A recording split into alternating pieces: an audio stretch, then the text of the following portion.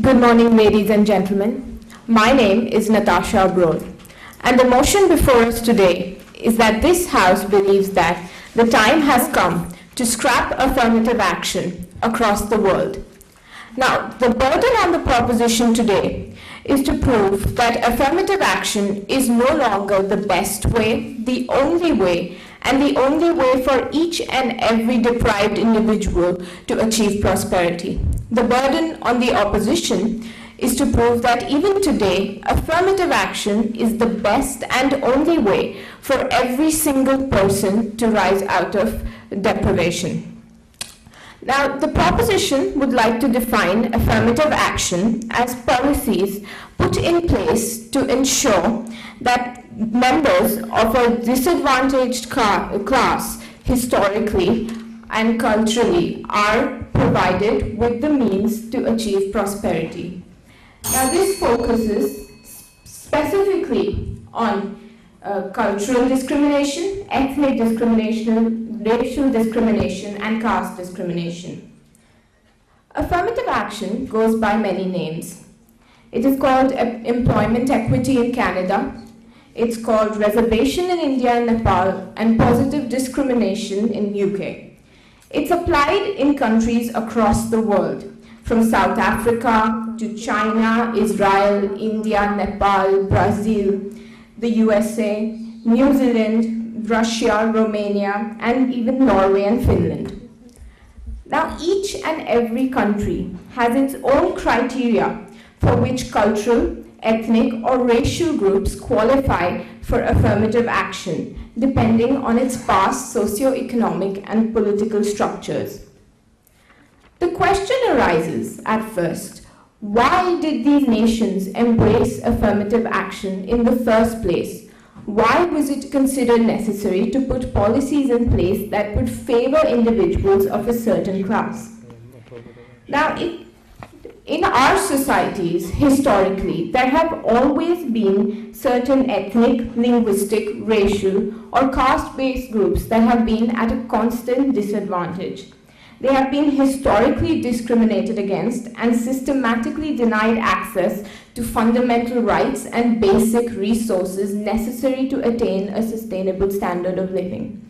And historically, these groups have constantly faced prejudice, which has resulted in them getting trapped in a cycle of poverty. They've always remained on the fringes of society. Now, reservation and affirmative action as a whole came about as a means to bring them into mainstream society and to assure and ensure them the basic rights and amenities required to live a sustainable life. However, today, in the world of present day, societies have changed. Socio-economic and political structures have evolved. Yes. Ma'am, considering the fact that you mentioned change in the societies, what do you think about manual scavenging in India, considering that it is a very inhuman activity? There have been many efforts to uplift the class which has been doing it, but there has been... I'll be explaining what I mean by change in society. So, with the spread of democracy, globalization, and urbanization, societal structures everywhere have evolved. Now, it is important to note that the proposition at no point believes that cultural lines have been completely blurred or that discrimination no longer exists. Yes, distinctions in society still exist, and yes, people are still discriminated against. However, affirmative action is no longer the way to tackle this discrimination, because currently we face a lot of economic discrimination that transcends cultural and ethnic lines. Economic discrimination... Point of information, please. You said that discrimination still exists in a democratic society, in the democratic societies that exist today. Doesn't your saying of this fact contradict your stand completely? No, it doesn't. I'll just explain that. So we believe that while discrimination exists, economic discrimination and disadvantages transcend cultural lines. And affirmative action only favors certain groups that have been culturally discriminated against. Whereas the proposition believes that economic schemes are the way to move forward, as economic schemes do not take your cultural identity or historical identity into account, simply your current economic situation, which means that you can belong to any ethnicity or any race, but as long as you are Point of information, denied, you will be allowed, you will be provided with the means to progress. Now, the proposition has four main constructives in support of its argument. The first is that affirmative action is structurally flawed as it makes people fundamentally dependent on the state. The second is that it's a political tool. It acts as an incentive for political parties.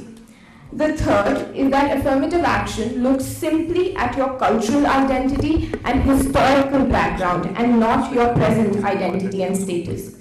And the fourth is that affirmative action amplifies and reinforces the differences in a society.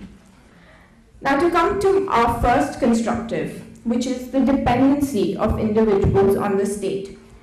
There is no weaning mechanism in place for this policy. At what point do you decide that it is enough? At what point do you decide that individuals are now capable of making their own way forward and surviving without state intervention into their education and employment opportunities? It makes certain communities completely dependent on the state for their education and employment.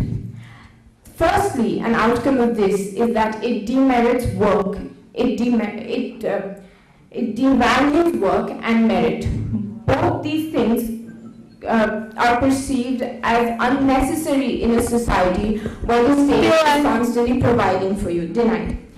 Now, secondly, it poses the question of an extension time after time. That after generations, if we're still providing people with affirmative action, then obviously our policies have not worked. At what point does the state withdraw support and allow people to be independent becomes a fundamental problem. Our second point is that affirmative action becomes a political tool.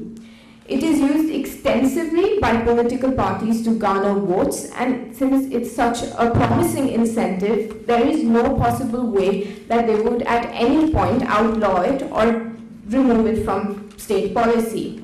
Essentially, it's ruthlessly used to encourage vote bank politics and becomes extremely difficult to withdraw. Our third problem is with identity. When a state has policies involving affirmative action, it only views the historic grievances and the cultural identity of a citizen as the criteria for aid. It does not view a person's current standing, which means perfectly prosperous families whose ancestors have been discriminated against have access to the same benefit as people who are still deprived of them. This point will be explained further by my following speakers, along with our last point about how affirmative action reinforces discrimination. Thank you.